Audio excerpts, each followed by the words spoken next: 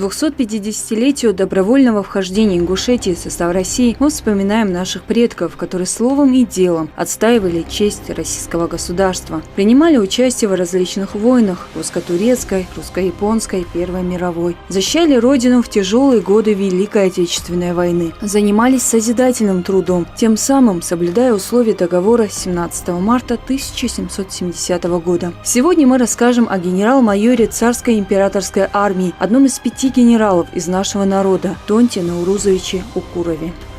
Он родился 17 мая 1865 года в селении Хули в обычной ингушской семье. Позже Укуровы переехали в село Кискем. Тонт Наурузович получил приличное по тем временам образование. Он окончил сначала Владикавказскую, а затем и Ставропольскую гимназии.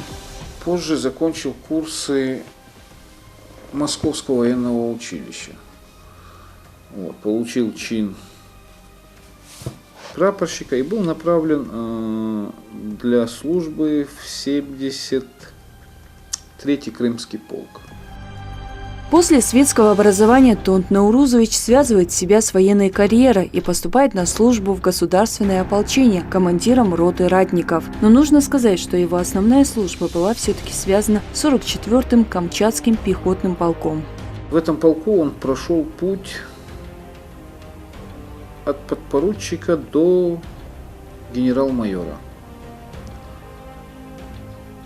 Тонт Укуров – участник русско-японской войны, имел награды за эту войну. Позже, в 1913 году, Тонт Укуров получает чин полковника и становится командиром 44-го Камчатского пехотного полка. С этим полком он принимает участие в Первой мировой войне на Западном фронте. В 1915 году, будучи командиром полка, Тонт Укуров получает тяжелое ранение. Ему ампутируют ногу. В этом же году его награждают золотым георгиевским оружием. И после того, как он подал в отставку после этого тяжелого ранения, командование корпусом, в котором проходил службу Тонт Укуров, вышло с ходатайством на Николая II о награждении Тонта Укурова за боевые заслуги и в связи с уходом в отставку чином генерал-майора.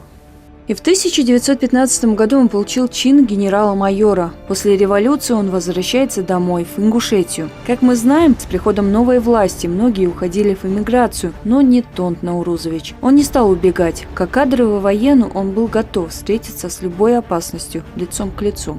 И никуда не уезжал, не эмигрировал. Почему? Потому что не считал и не видел никакой вины перед своим народом.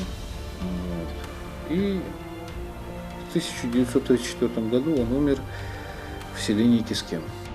У Тонта Наурузовича была большая семья – 3 дочери – Тамара, Нина, Эрсольда и сын Эдельгерей. По военной стезе вслед за дедом пошел его внук Хаджибекар Укуров, который также дослужился до звания генерала. Без сомнения, такие люди, как Тонт Наурузович, достойны, чтобы их имена, судьбы и подвиги остались не только в памяти, но и в качестве примера доблести и отваги.